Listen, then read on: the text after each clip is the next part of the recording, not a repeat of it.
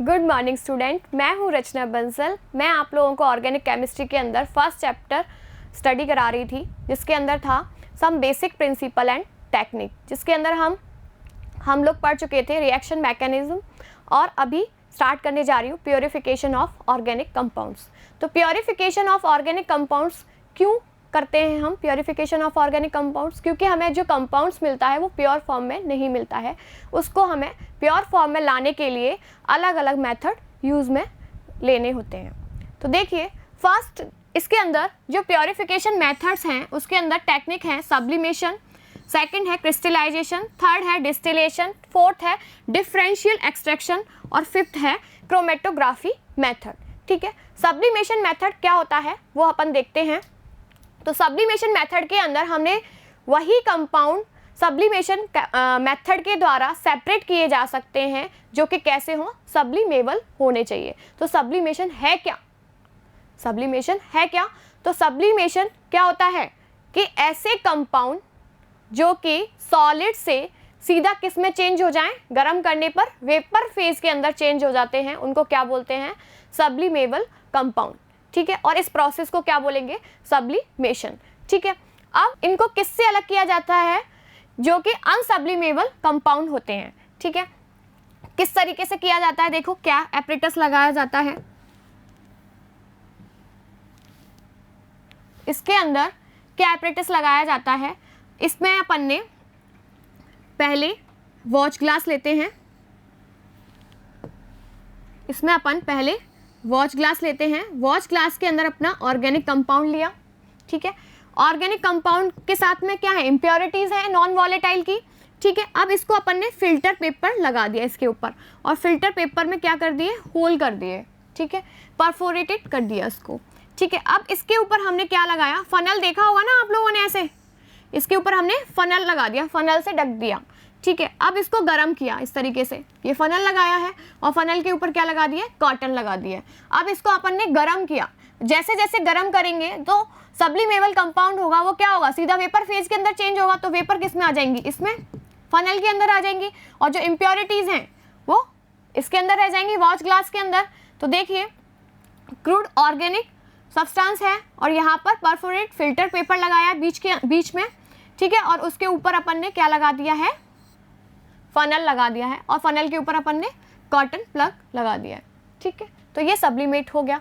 इस तरीके से हम अलग कर सकते हैं। आया आप लोगों को समझ में किस तरीके से अलग कर सकते हैं अपन?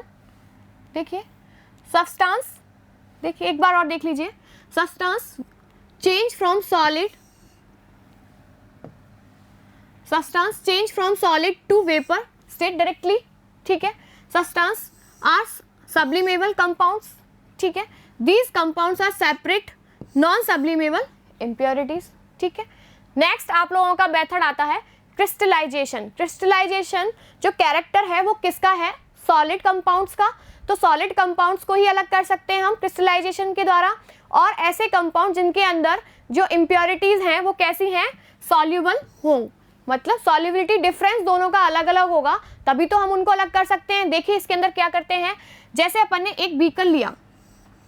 ठीक है, बीकर के अंदर अपन ने क्या लिया? ऑर्गेनिक कंपाउंड लिया। ठीक है, और उसके अंदर अपन ने किसी भी कोई ऐसा सॉल्वेंट लिया जिसके अंदर इम्प्योरिटीज डिजॉल्व हो जाए। ठीक है, अब हमने इसको डिजॉल्व किया तो वो नॉर्मल टेम्परेचर पर बहुत कम क्या हुई? टेम्परेचर यहाँ पर लगाया नहीं है, बहुत ही कम सॉल्यूबल हुई। लेकिन जब अपन ने यहाँ पर इसको प्रज्वलित कर दिया, मतलब इसको जला दिया, तो इसमें इम्प्योरिटीज़ घुल गई। ठीक है, अब इम्प्योरिटीज़ घुलने के बाद इसके अंदर जो क्रिस्टलाइजेशन हुआ उसको अपन ने फिर ठंडा किया। उसको ठंडा करने के बाद इसके अंदर क्रिस्टल की फॉर्म में अपने को क्रिस्टल्स मिल गए। सॉलिड किस फॉर्म में मिल गया? क्रिस्टल की फॉर्म में मिल गया। और इम्प्योरिटीज़ किसकी फॉर्म में मिल गई? लिक्विड की फॉर्म में, मतलब इम्प्योरिटीज़ इस सॉल्यूशन में रिजॉल्व थी। अब इसको अपन छान लें फिल्टर पेपर से।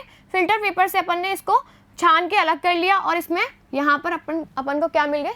फिल्टर पेपर पर क्रिस्टल मिल गए। इस तरीके से ये जो क्रिस्टल्स मिले वो कैसे थे? अपने प्योर ऑर्गेनिक कंपाउंड के। तो इस तरीके से हम क्रिस्टलाइजेशन मेथड के द्वारा क्रिस्टल्स अलग कर लेते हैं ऑर्गेनिक कंपाउंड्स के। ठीक है, नेक्स्ट मेथड आता है आप लोगों का डिस्टिलेशन मेथड। डिस्टिलेशन मेथड के अंदर है कौन सा, जिसके अंदर जैसे जो कंपाउंड अपना, जो ऑर्गेनिक कंपाउंड अपन अलग कर रहे हैं वो कैसा होना चाहिए, वॉलेटाइल होना चाहिए, ठीक है, और उसको हम किससे करेंगे, नॉन वॉलेटाइल कंपाउंड के द्वारा अलग करेंगे, ठीक है। इसके अंदर क्या होता है अपना, देखिए अपन ने एक आरबी फ्लास्क लिया, ये एक आरबी फ्लास्क है, इसको अपन इस तरीके से लेते हैं। इसके अंदर अपन ने क्या लिया, राउंड बॉटम है ना, इसीलिए इसको आरबी फ्लास्क बोला। इसके अंदर अपन ने ऑर्गेनिक कंपाउंड लिया विद इम्प्योरिटीज, ठीक है, जिसके अंदर जो इम्प्योरिटीज हैं वो कैसी हैं, नॉन वॉलेटाइल है, या फिर उनका बॉइलिंग पॉइंट का डिफरेंस बहुत ज़्यादा है इसके बॉइलिंग पॉइंट से कम, जो अपन ने कंपाउंड लिया है उसके। अब वो क्या होगा, जैसे ही हम इसको गर्म करेंगे, गर्म करने के बाद इसकी वेपर बनेगी, और वेपर बनने के बाद जैसे यहाँ से वेपर आई, और वेपर आने के बाद वो कहाँ से आएगी, यहाँ आएगी, ठीक है, इस तरीके से वेपर आ रही है। अब यहाँ पर अपन ने जो ऊपर लगाया है वो क्या लगाया है, कंडेंसर लगाया है, यहाँ पर अपन ने कंडेंसर लगाया है, देखिए किस तरीके से, यहाँ पर अपन ने कंडेंसर लगाया है ये, ठीक है। इसमें से वाटर तो यहाँ पर इनलेट हो रहा है, ये वाटर जा रहा है, ठीक है, यहाँ पर ये वाटर जा रहा है, और यहाँ से ये वाटर वापस बाहर निकल रहा है, ठीक है। इस तरीके से ये ट्यूब लगा देते हैं अपन, वाटर को बाहर निकाल देते हैं। अब ये वाटर की प्रेजेंस में जो वेपर है वो क्या हो जाएगी, ठंडी होगी, और ठंडी होने के बाद किस में चेंज हो जाएगी, लिक्विड फॉर्म में चेंज हो जाएगी, और लिक्विड फॉर्म में अपन यहाँ से इसको कलेक्ट कर लेते हैं, और ये अपना ऑर्गेनिक कंपाउंड बन गया। तो लिक्विड सब्सटेंस जो लिक्विड की फॉर्म में मिल गया अपना प्योर ऑर्गेनिक कंपाउंड। तो अपन डिस्टिलेशन मेथड के द्वारा, इस वाले डिस्टिलेशन मेथड के द्वारा हम उन्हीं ऑर्गेनिक कंपाउंड्स को अलग कर सकते हैं जिनका बॉइलिंग पॉइंट के अंदर डिफरेंस ज़्यादा हो, या फिर वॉलेटाइल को नॉन वॉलेटाइल कंपाउंड्स से। देखिए, volatile liquid from non volatile impurities, the liquid having sufficient difference in their boiling points. दोनों के बीच में कैसा होना चाहिए, सफिशिएंट डिफरेंस होना चाहिए बॉइलिंग पॉइंट के बीच में, ठीक है। अब जिनके बीच में बॉइलिंग पॉइंट का सफिशिएंट डिफरेंस नहीं है, अब उसके लिए हमारा दूसरा मेथड आता है, कौन सा, फ्रैक्शनल डिस्टिलेशन। डिस्टिलेशन का ही मेथड है जो कि फ्रैक्शनल डिस्टिलेशन है। Boiling point of two liquids is not much, इनके बॉइलिंग पॉइंट का डिफरेंस जो होता है वो कैसा होता है, ज़्यादा नहीं होता है, ठीक है। Vapour of a liquid mixture are pass through a fractional column. इसके अंदर जो अपन वेपर निकाल रहे थे, जैसे यहाँ पर जो वेपर आ रही थी, अब इसमें ये फ्रैक्शनल कॉलम लगा दिया है, ठीक है, ये फ्रैक्शनल कॉलम लगाया है, ठीक है। अब इसके अंदर जैसे मान लो दो लिक्विड हैं, लिक्विड कितने हैं, दो लिक्विड हैं, टू लिक्विड हैं, ठीक है। एक का बॉइलिंग पॉइंट कम है, एक का बॉइलिंग पॉइंट कम है, ठीक है, और एक का बॉइलिंग पॉइंट क्या है, ज़्यादा है, ठीक है। जिसका बॉइलिंग पॉइंट कम है कौन, वो सबसे पहले वेपर में चेंज होगा, जिसका बॉइलिंग पॉइंट कम है वो फटाफट से वेपर में चेंज होगा, तो वो वेपर में ऊपर बढ़ेगा, आगे आगे आगे, ठीक है। जिसका बॉइलिंग पॉइंट ज़्यादा है, मतलब है डिफरेंस कम है इन दोनों की बॉइलिंग पॉइंट में, लेकिन एक का बॉइलिंग पॉइंट ज़्यादा है और एक का बॉइलिंग पॉइंट कम है, और जिसका बॉइलिंग पॉइंट ज़्यादा है वो ऊपर तो जाएगा, लेकिन वापस इस कॉलम में से नीचे आ जाएगा, तो वापस ये लिक्विड फॉर्म में चेंज हो जाएगा, और जो बॉइलिंग पॉइंट जिसका कम है वो आगे बढ़ेगा, और आगे जाने के बाद वो इसमें जाएगा, ठीक है। और यहाँ कंडेंसर लग रहा है, कंडेंसर लगने के कारण ये लिक्विड फॉर्म में चेंज हो जाएगा, और यहाँ पर ये इकट्ठा हो जाएगा। तो इसके अंदर तो अपना क्या रह जाएगा, यहाँ पर जिसका बॉइलिंग पॉइंट ज़्यादा है वहाँ ये रह जाएगा, और जहाँ पर जिसका बॉइलिंग पॉइंट कम है वो यहाँ इकट्ठा हो जाएगा। तो इस तरीके से हम डिस्टिलेशन, फ्रैक्शनल डिस्टिलेशन से हम अलग कर सकते हैं। तो देखिए इसके अंदर, देखिए vapour pressure of liquid mixtures are pass through a fractional column before condensation, ठीक है। अपन ने जो इसकी वेपर को हमने किस में से निकाला, फ्रैक्शनल कॉलम में से निकाल रहे थे, और इसके द्वारा हम किसको अलग किया जा सकता है, crude oil in petroleum. Petroleum के जो क्रूड ऑयल होता है इंडस्ट्रीज के अंदर, हम इसको अलग करने के लिए इस मेथड को यूज में लेते हैं, ठीक है। अब इसके अंदर जो सक्सेसिव प्लेट्स थी उनको क्या बोला, थियोरेटिकल प्लेट्स। ऐसे ये 100 प्लेट्सों से मिलकर बना होता है फ्रैक्शनल कॉलम, ठीक है, ये वाला। अब देखिए नेक्स्ट मेथड आता है डिस्टिलेशन अंडर रिड्यूस प्रेशर, ठीक है। अब इस मेथड की क्यों जरूरत हुई है ना, तो इस मेथड की इसीलिए जरूरत हुई, ऐसे लिक्विड्स जिनका बॉइलिंग पॉइंट कैसा है, हाई है, ठीक है। अगर जिनका बॉइलिंग पॉइंट हाई होगा तो वो क्या करेंगे, ज़्यादा टेम्परेचर पर बॉयल होंगे, ठीक है, और ज़्यादा टेम्परेचर पर बॉयल होंगे तो उनका उस टेम्परेचर पर क्या हो जाएगा, डिकम्पोज, मतलब वो लिक्विड अपनी एक्चुअल फॉर्म में नहीं रहेगा, वो डिकम्पोज हो जाएगा। तो अब क्या किया जाए कि वो डिकम्पोज ना हो और वो बॉयल हो जाए, तो इसके लिए क्या करेंगे, अच्छा इसके लिए हम सबसे पहले समझते हैं कि बॉइलिंग पॉइंट क्या होता है। तो बॉइलिंग पॉइंट वो टेम्परेचर होता है जिस पर किसी लिक्विड का वेपर प्रेशर उसके एक्सटर्नल वेपर प्रेशर के इक्वल हो जाए, ठीक है, ऐसा टेम्परेचर जिस पर उस लिक्विड का vapour pressure external vapour pressure के बराबर हो जाए। अब इस लिक्विड का वेपर प्रेशर अगर कम कर दिया जाएगा तो ये इजीली इसके कम टेम्परेचर पर इसके बराबर में आ जाएगा एक्सटर्नल प्रेशर के। तो अब इसके लिए हम क्या करेंगे, इस लिक्विड के जो प्रेशर को क्या कर देंगे, हम कम कर देंगे। देखिए किस तरीके से, यहाँ पर लिक्विड है, ठीक है, अपन ने जिसको डिस्टिल करना है उसको अपन ने इसके अंदर लिया है, ठीक है। अब यहाँ पर हमने मोनोमीटर लगाया, ठीक है, वैक्यूम पंप लगाया, जिसकी हेल्प से अपन ने इसका जो प्रेशर था वो क्या कर दिया, कम कर दिया, और यहाँ पर लगाया अपन ने थर्मामीटर जिस टेम्परेचर पर वो बॉयल हो रहा है। अब यहाँ से ये इस टेम्परेचर पर बॉयल होकर यहाँ आ रहा है, किसके अंदर, इसके अंदर आ रहा है। फिर यहाँ पर अपना क्या लगा हुआ है, यहाँ पर अपना लिक्विड आया, लिक्विड की वेपर आई, और ये वेपर कंडेंसर लगा हुआ है। यहाँ पर देखिए वाटर इनलेट हो रहा है, देन ये जो वेपर है वो क्या होगी, ठंडी हो जाएगी, और ये लिक्विड की फॉर्म में यहाँ अपन को डिस्टिल लिक्विड मिल जाएगा। इस तरीके से हम ये एक्सपेरिमेंट यूज में लेते हैं, डिस्टिलेशन अंडर रिड्यूस प्रेशर। आया समझ में, ठीक है। अब इसके लिए कौन से कंपाउंड को किया जाता है, glycerol can be separated from spent line in soap industry. Soap industry के अंदर ग्लिसरॉल को अलग किया जाता है, किससे, स्पेंट लाइन से, ठीक है। आया समझ में, आएगा, ठीक है। नेक्स्ट अब मेथड स्टार्ट होता है अपना स्टीम डिस्टिलेशन। स्टीम डिस्टिलेशन समझ में आ रहा है, स्टीम से डिस्टिलेशन हो रहा होगा। तो इसके अंदर हम क्या लेते हैं कि ऐसे कंपाउंड जो कि स्टीम के द्वारा वेपर में चेंज हो जाते हैं, स्टीम के द्वारा वेपर में चेंज हो जाए, ठीक है, और उसकी वेपर को ठंडा कर लेंगे, और वेपर को ठंडा करते ही वो किस में आ जाएगा, लिक्विड फॉर्म में आ जाएगा। ऐसे ही जैसे इसमें अपन ने यहाँ पर क्या लिया, वाटर से अपन ने क्या बनाई, स्टीम को यहाँ से अपन ने किस में प्रवाहित कर दिया, इसके अंदर आरवी फ्लास्क के अंदर अपना क्या था, ऑर्गेनिक कंपाउंड। तो ऑर्गेनिक कंपाउंड स्टीम की प्रेजेंस में किस में हो गया, वेपर में चेंज होगा, और इसकी वेपर यहाँ आ जाएगी, ठीक है, इसकी वेपर इसमें गई, और इसकी वेपर इस पर क्या लगा, इसके चारों तरफ क्या लगा दिया अपन ने, कंडेंसर लगा दिया। कंडेंसर से ये ठंडी हुई, और ठंडी होने के बाद किस में चेंज हो गई, लिक्विड के अंदर चेंज हो गई। अब देखिए, अब इसके अंदर जैसे अपन ने वाटर ली, वाटर की वेपर बनी, तो यहाँ से भी तो वेपर जाएंगी इसके अंदर, ऐसा थोड़ी कि वेपर नहीं जाएंगी, तो वेपर भी गई, तो वाटर किस में, लिक्विड फॉर्म में चेंज हो गया।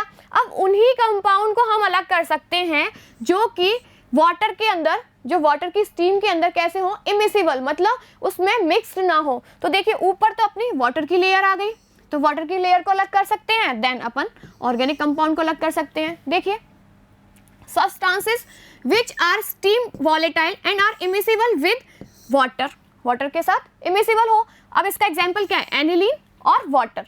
एनिलीन और वाटर मिक्सचर जो है उसको हम सेपरेट कर सकते हैं स्टीम डिस्टिलेशन के द्वारा। समझ में आया। नेक्स्ट है आप लोगों का डिफरेंशियल एक्सट्रैक्शन। डिफरेंशियल एक्सट्रैक्शन के अंदर हम देखते हैं, जैसे अपना इसके अंदर हम जो यूज में लेते हैं वो क्या लेते हैं, सेपरेटिंग फनल यूज में लेते हैं। सेपरेटिंग फनल के अंदर देखिए अपन ने लिया, जैसे कोई भी ऑर्गेनिक कंपाउंड है ना, उसका एक्वस लेयर बना हुआ है यहाँ तक, ठीक है। अब इसके अंदर अपन ने सॉल्वेंट मिक्स किया, है ना।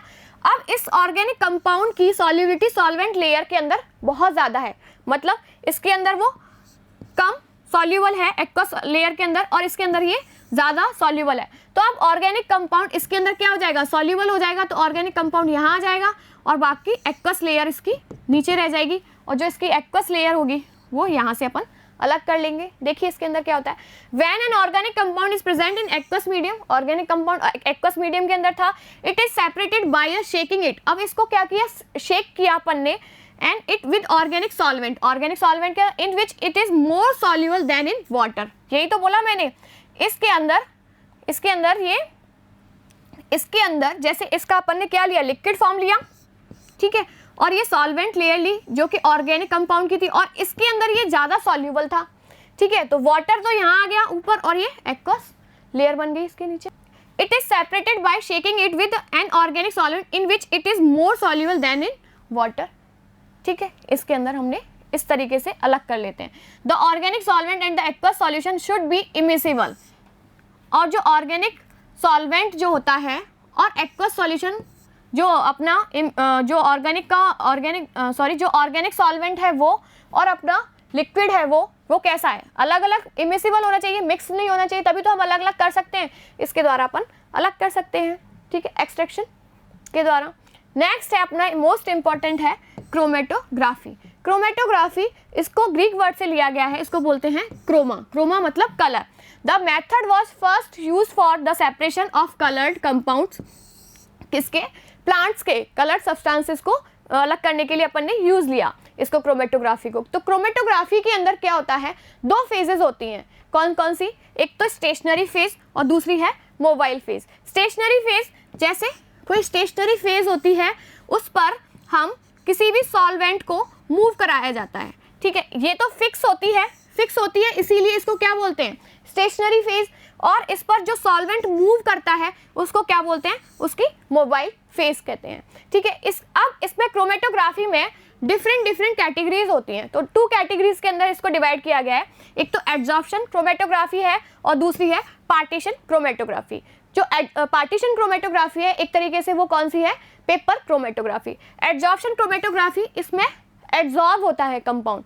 देखिए एड्जॉर्प्शन क्रोमेटोग्राफी ये किस पर बेस्ड है, मान लो जैसे अपन ने कोई भी मतलब जैसे कोई पैकिंग ली है ना, स्टेशनरी फेज ली, अब इसके ऊपर एड्जॉर्ब होगा कंपाउंड, अपन ने इस पर कौन सी मोबाइल फेज रन कराई, अब इस पर इसकी एड्जॉर्बेंस पावर कितनी है इस कंपाउंड की, इस पर कितना एड्जॉर्ब हो जाएगा उस पर डिपेंड करेगा, ठीक है। तो देखिए based on the fact that different compounds are adsorb on it adsorbent, और जो फेज है इसकी जो स्टेशनरी फेज है उसको क्या बोलेंगे, एड्जॉर्बेंट, टू डिफरेंट डिग्री, ठीक है। Commonly used adsorbents are silica gel and alumina, इसके लिए जो यूज करते हैं वो क्या लेते हैं, सिलिका जेल और एल्यूमिना यूज करते हैं। नेक्स्ट है आप लोगों का जो एड्जॉर्प्शन क्रोमेटोग्राफी है वो कितने टाइप की है, 2 टाइप्स की है, कॉलम क्रोमेटोग्राफी और थिन लेयर क्रोमेटोग्राफी, इसको TLC क्रोमेटोग्राफी भी बोलते हैं। तो कॉलम क्रोमेटोग्राफी देखिए क्या है, अब इसके अंदर हमने ग्लास ट्यूब ली,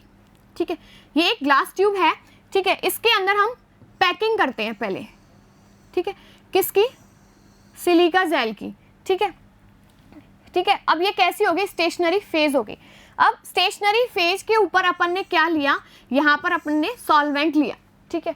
अब सॉल्वेंट लिया और ये मिक्सचर ऑफ कंपाउंड लिया, यहाँ तो अपन ने क्या लिया, सॉल्वेंट ले लिया ये वाला, और ये मिक्सचर ऑफ कंपाउंड है। सॉल्वेंट की हेल्प से ये कंपाउंड रन करेगा इसके अंदर, ये क्या है, पैकिंग है, तो जो पैकिंग बनाई है अपन ने, ये पैकिंग बोलते हैं इसको, ठीक है, इसके अंदर जो कंपाउंड भरते हैं सिलिका जेल या एल्यूमिना, उसको पैकिंग बोलते हैं, ठीक है, इसमें कोई बबल्स नहीं होने चाहिए, ठीक है। अब ये कंपाउंड इस पर रन करेगा, जो रन कर रहा है, मूव कर रहा है, उसको बोलते हैं क्या, मोबाइल फेज, ठीक है, और ये जो पैकिंग की है उसको बोलेंगे क्या, स्टेशनरी फेज। अब इसके अंदर मूव किया, ठीक है, अब जो कंपाउंड की एड्जॉर्प्शन ज़्यादा होगी, एक कंपाउंड की एड्जॉर्प्शन ज़्यादा है तो ये एड्जॉर्ब होगा, ठीक है, इस तरीके से यहाँ पर। फिर B और C आगे मूव करेंगे, ठीक है, B का एड्जॉर्प्शन ज़्यादा है तो B यहाँ पर स्टेबल हो गया, फिर C का एड्जॉर्प्शन कम है, अब ये अपन इसको अलग करते जाएंगे इसके अंदर से स्टेशनरी फेज को, और उसमें पहले वही आएगा जिसका एड्जॉर्प्शन कम हो रहा होगा, ठीक है। अब इसका एड्जॉर्प्शन C का कम है, मतलब C के साथ बॉन्डिंग कम हो रही है, इसकी स्टेशनरी फेज की एड्जॉर्बेंट की कम हो रही है, तो ये कम एड्जॉर्ब होगा, फिर B फिर C, इस तरीके से हम इनको इस तरीके से हम अलग अलग कर लेते हैं, जैसे C ले लिया हमने, फिर B ले लिया, फिर A ले लिया, इस तरीके से हम ऑर्गेनिक कॉलम क्रोमेटोग्राफी के द्वारा सब्सटेंसेस को अलग कर सकते हैं, प्योर कर सकते हैं। अब इसके अंदर जो नेक्स्ट आता है वो है thin layer chromatography. Thin layer chromatography के अंदर हमने देखा कि जैसे एक अपन ये एक आप लोगों ने स्लाइड्स देखी होंगी, ठीक है, ये कांच वाली स्लाइड्स होती हैं, एक कांच की प्लेट टाइप की होती है, ठीक है, इस तरीके की, ठीक है। इसके अंदर हम इसको किससे पैक्ड कर देते हैं, सिलिका जेल या एल्यूमिना से पैक्ड कर देते हैं, ठीक है, इस तरीके से एक थिन लेयर बना देते हैं इसके ऊपर, ठीक है। अब इसको हम एक ऐसे सॉल्वेंट के अंदर डालते हैं जो कि इस पर मूव करेगा, ठीक है। अब ये सॉल्वेंट इस पर मूव करता है, ठीक है। अब यहाँ पर अपन ने इस पर कुछ दूरी पर हमने यहाँ पर एक पॉइंट लगा दिया, इसमें यहाँ पर जैसे ये पॉइंट लगा दिया, ठीक है। अब ये किसका है, अपना ऑर्गेनिक, जो ऑर्गेनिक अपना सैंपल है उसका है। अब इसके अंदर हमें पता करना है कि कितने कंपाउंड्स हैं, कितने कंपाउंड्स हैं। अगर इसके अंदर 2 होंगे तो 2 अलग तरीके से मूव करेंगे, 3 होंगे तो 3 स्पॉट मिलेंगे इसमें। अब जैसे इसने जैसे ही सॉल्वेंट की हेल्प से ये क्या करेगा, मूव करेगा, ऊपर मूव किया इसने, तो देखिए यहाँ पर एक स्पॉट मिला, ठीक है। अगर ये मान लो स्पॉट इधर भी मिलता है तो मतलब 2 कंपाउंड है, अगर इधर भी मिलता है तो मतलब 3 कंपाउंड मिलेंगे, मतलब अलग अलग दूरी पर भी मिल सकते हैं ये कंपाउंड। अब ये यहाँ तक इसने रन किया है सॉल्वेंट ने, ठीक है, सॉल्वेंट ने कहाँ तक रन किया है, यहाँ तक, और अपना स्पॉट कहाँ मिला है, यहाँ पर। तो इससे अपन एक रिटार्डेड फैक्टर निकालते हैं जिसको अपन क्या बोलते हैं, RF वैल्यू, ठीक है। इसको RF वैल्यू का मान क्या होता है, distance moved by the substance from the base line, ठीक है। देखिए इसके अंदर जो डिस्टेंस है, मान लो यहाँ पर अपना क्या था, सॉल्वेंट मूव कर रहा था, सॉल्वेंट, और ये अपना क्या था, सब्सटेंस ने मूव किया है जो ऑर्गेनिक कंपाउंड है। तो यहाँ से यहाँ तक की दूरी कितनी है, x है, और यहाँ से यहाँ तक की दूरी कितनी है, y। तो देखिए, तो x अपॉन y क्या हुआ, अपना रिटार्डेड फैक्टर हुआ।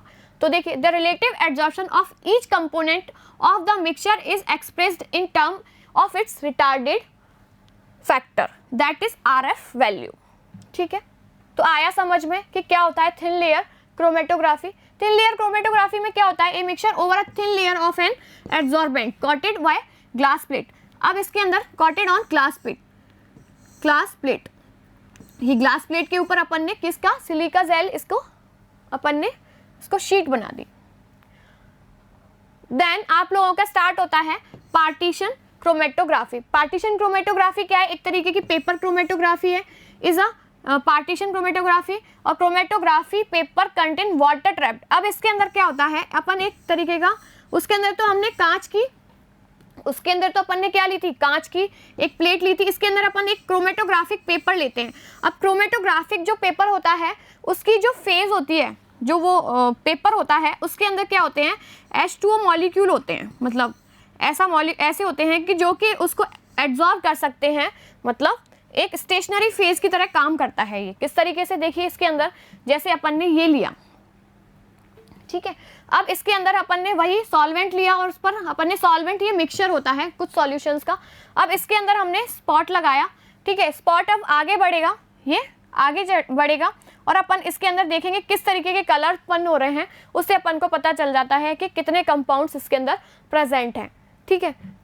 देखिए, chromatography paper contain water trapped in it. अब इसके अंदर क्रोमेटोग्राफी वाटर ट्रैप्ड होंगे। अब इसके साथ जो जल्दी से हाइड्रोजन बॉन्डिंग बना लेगा तो वो यहाँ पर ट्रैप्ड हो जाएगा। फिर दूसरा पॉइंट हमें यहाँ मिलेगा, तीसरा पॉइंट हमें, अलग अलग पॉइंट्स मिलते हैं, उसके आधार पर हम पता कर सकते हैं। और अलग अलग पॉइंट्स का कलर अलग अलग होता है, जैसे यहाँ पर उसकी RF वैल्यू भी अलग अलग होती है, जैसे अलग अलग पॉइंट्स मिले, और यहाँ पर इसका अलग अलग कलर शो होगा इसके अंदर किसी भी पर्टिकुलर सॉल्वेंट के अंदर। मतलब इसको अगर हम किसी अल्ट्रावायलेट या लाइट के अंदर देखेंगे ना इस पेपर को, तो इसके अलग अलग कलर शो होंगे। उस अलग अलग कलर, जो जिस तरीके का कलर शो होगा वो वही कंपाउंड होगा। जैसे प्लांट के अंदर जो सबसे पहले किया गया था वो क्या किया गया था, पेपर क्रोमेटोग्राफी, जिसके अंदर हमने क्लोरोफिल A, क्लोरोफिल B जो होते हैं ना अपने क्लोरोफिल के अंदर, उनको अपन ने डिफ्रेंशिएट किया था कि उनका कलर क्या क्या आता है, ठीक है। इस तरीके से हम इनको अलग कर सकते हैं ऑर्गेनिक कंपाउंड्स को। आया कि नहीं समझ में आज आपको, प्योरिफिकेशन ऑफ ऑर्गेनिक कंपाउंड्स, ठीक है। होपफुली आ गया होगा समझ में, है ना। अब नेक्स्ट आप लोगों का क्वालिटेटिव एनालिसिस आएगा, जिसके अंदर हम देखते हैं कि कार्बन, ऑक्सीजन, हाइड्रोजन किस तरीके से अलग करते हैं। तो नेक्स्ट क्लास के अंदर अपन स्टडी करेंगे। आज की क्लास यहीं तक रखते हैं। Thank you.